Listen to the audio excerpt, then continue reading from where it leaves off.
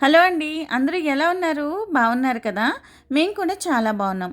ఈరోజు ఈ వీడియోలో ఇంట్లోనే జున్ను పాలు లేకుండా, జున్ను పౌడర్ లేకుండా, ఎగ్ యూజ్ చేయకుండా ఎలా ప్రిపేర్ చేయాలో చూసేద్దాం. అందుకన్నా ముందు మీరు గనక మా ఛానల్‌ని మొదటిసారి చూస్తున్నట్టయితే ప్లీజ్ సబ్స్క్రైబ్ చేసుకోండి. పక్కనే ఉన్న బెల్ ఐకాన్‌ని ట్యాప్ చేయడం వల్ల నేను పెట్టే ప్రతి వీడియో నోటిఫికేషన్ మీ వరకు వచ్చేస్తుంది. ఇక ఆలస్యం చేయకుండా ఈనాటి రెసిపీలోకి వెళ్ళిపోదాం.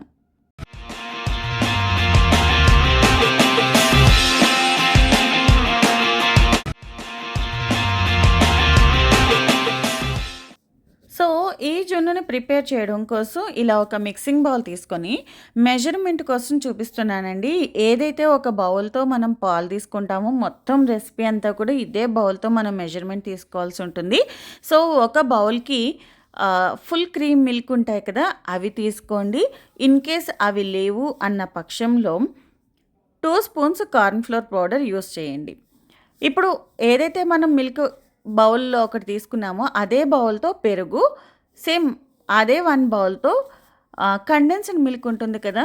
అది తీసుకోవాలనమాట. సో, ఇప్పుడు మనం షుగర్ అనేది అడిషనల్‌గా ఏమీ యాడ్ చేయం.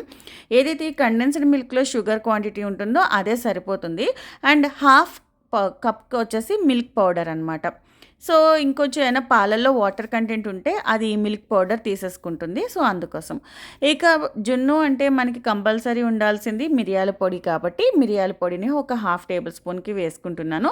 వీటన్నిటిని కూడా బాగా మిక్స్ చేయాలి. ఎందుకంటే కండెన్స్డ్ మిల్క్ కూడా చిక్కగా ఉండి ఒక పక్కకు ఉండిపోతుంది. అలాగే మనం గడ్డ పెరుగు తీసుకున్నాం కదా!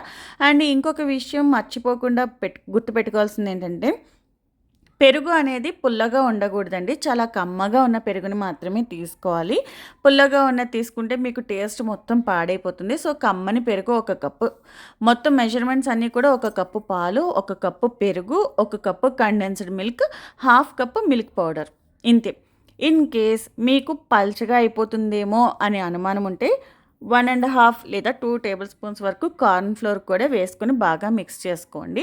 అప్పుడు మీకు చిక్కదనం అనేది టైట్‌గా గడ్డ గడ్డ జున్ను ఉంటుంది కదా! ఆ టైప్‌లో వస్తుందనమాట. సో, బాగా కలపండి. చూడండి కండెన్స్డ్ మిల్క్ ఎట్లా ఒక పక్కకు ఉండిపోయిందో, మొత్తం అంతా కూడా చక్కగా కలిసేటట్టు ఇలా బాగా కలుపుకోవాలి. ఒక 10-15 మినిట్స్ పాటైనా బాగా కలపాలనమాట. పెరుగు కూడా అది గడ్డలు గడ్డల కింద ఉండిపోకుండా మొత్తం క్రీమ్ లాగా అయిపోవాలి. సో, ముందే మీరు దాన్ని ఫుల్‌గా క్రీమ్ లాగా గిలకొట్టి వేసుకుంటానన్నా వేసుకోండి. లేకపోతే ఇప్పుడైనా సరే కొంచెం ఎక్కువసేపు బీట్ చేయాల్సి ఉంటుందన్నమాట. కొంచెం లెంథీ ప్రాసెస్. ఇప్పుడు బాగా కలిసింది, చిక్కదనం అది సరిపోతుంది అని అనుకుంటే ఓకే. చిక్కదనం సరిపోవట్లేదంటే మాత్రం మస్ట్ అండ్ షుడ్‌గా చెప్తున్నానండి. కార్న్ ఫ్లోర్ మాత్రం యాడ్ చేసుకోవడం మర్చిపోవద్దు. ఇప్పుడు ఇది రెడీ అయిపోయింది అనుకున్న తర్వాత ఈలోపు మనం ఇలాచీ ఫ్లేవర్‌ని వేయలేదు కదా! సో, ఇలాచీని దంచుకున్నాము. ఇప్పుడు దీంట్లోకి మనం దంచి పెట్టుకున్న 3 ఇలాచీలు వేసుకున్నాను నేను. సో, దాన్ని కూడా పౌడర్‌ని వేసేసి దీంట్లో బాగా కలుపుకోవాలి. సో, మనం ఎంత బాగా కలుపుతామో మనకి జున్ను అనేది అంత బాగా వస్తుంది. ఎంతసేపు బీట్ చేస్తామో దాన్ని బేస్ చేసుకొని ఉంటుందనమాట. ఇలా బాగా కలుపుకున్న తర్వాత మీరు ఒకసారి కావాలంటే స్వీట్ చెక్ చేయండి. చాలా పర్ఫెక్ట్‌గా ఉంటుంది. కండెన్స్డ్ మిల్క్ చాలా స్వీట్‌గా ఉంటుంది కాబట్టి సరిపోతుంది. అండ్ కలర్ కూడా చూసారు కదా! సేమ్ జున్ను పాలు ఏ విధంగా యెల్లో కలర్‌లోకి వస్తాయో అదే కలర్‌లోకి వచ్చేసింది కదా! ఇప్పుడు దీన్ని మనం ఆహ్, ఏదైతే బౌల్‌లో మనం ఉడికించుకోవాలనుకుంటున్నామో జున్నుని ఆ బౌల్‌లోకి ట్రాన్స్‌ఫర్ చేసుకోవాలి. సో, ఇప్పుడు దీంట్లో వచ్చిన ట్రిక్ ఏంటంటే మనం పెరుగు తోడుపెట్టినప్పుడు ఒక 4, 5 అవర్స్‌కి వేడి పాలల్లో పెరుగు కొంచెం ఒక 2, 3 డ్రాప్స్ గానీ, ఒక హాఫ్ టేబుల్ స్పూన్ గానీ వేస్తే తోడుకుపోతుంది గదా! సేమ్ అదే ట్రిక్ అనమాట. అందుకే మనం పెరుగుని, పాలని ఈక్వల్ క్వాంటిటీలో తీసుకోవడం జరిగింది. ఎప్పుడైతే మనం దీన్ని ఉడికిస్తామో, ఆ టైంలో పెరుగు వల్ల ఏంటంటే పాలు కూడా తోడుకుపోయి గట్టిగా అయిపోతాయి. కాకపోతే మరి కండెన్స్డ్ మిల్క్ ఎందుకేసాము అంటే చిక్కదనం కోసం, అలాగే స్వీట్‌నెస్ కోసం, ఒకలాంటి కమ్మదనం. కండెన్స్డ్ మిల్క్ వల్ల మంచి కమ్మదనం వస్తుందనమాట. దానికోసం.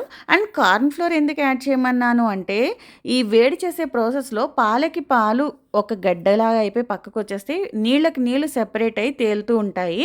ఆ ప్రాబ్లమ్ లేకుండా మనం కార్న్ ఫ్లోర్ ఒక 2 టేబుల్ స్పూన్స్ లేదా 1½ టేబుల్ స్పూన్ వేసామనుకోండి, మొత్తం అంతా కూడా క్రీమ్ లాగా ఒక గడ్డలాగా అయిపోతుందనమాట.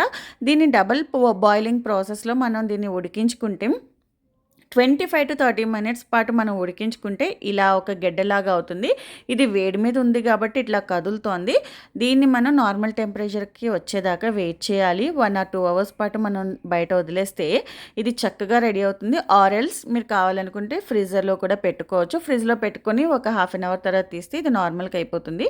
చూడండి అక్కడికి నేను కార్న్ ఫ్లోర్ వేయలేదు. బట్ కొంచెం కొంచెంగా వాటర్ పక్కకొచ్చాయి కదా!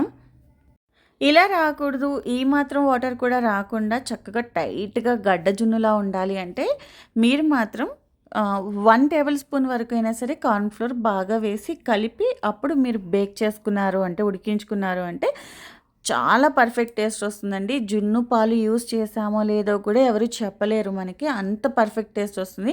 చాలామందికి గుడ్డు యూజ్ చేస్తే ఒకటి నీచు తీసుకుంటున్నాము అనే ఫీలింగ్ చాలామందికి ఉంటుంది. లేదా గుడ్డు స్మెల్ అనేది కొంచెం తెలిసిపోతూ ఉంటుంది. అలాంటప్పుడు చాలామంది తినడానికి ఇష్టపడరనమాట. అలాంటి ప్రాబ్లమ్స్ ఏమీ ఉండకూడదు అంటే ఈ విధంగా కండెన్స్డ్ మిల్క్ అండ్ పెరుగు, పాలు పెట్టారంటే కండెన్స్డ్ మిల్క్ వల్ల మనకి ఆ ఫ్లేవర్ వచ్చేస్తుంది ఆటోమేటిక్‌గా. చిక్కదనం గానీ, స్మెల్ కానీ మనకి జున్ను ఫ్లేవర్ వచ్చేస్తుంది. అండ్ మిరియాల పొడి, ఇలాచీ పొడి వేసాము. పాలనేది క్రీమ్ లాగా ఉండి నోటికి కమ్మగా ఉండి సేమ్ జున్ను తిన్న ఫీలింగే వస్తుందనమాట.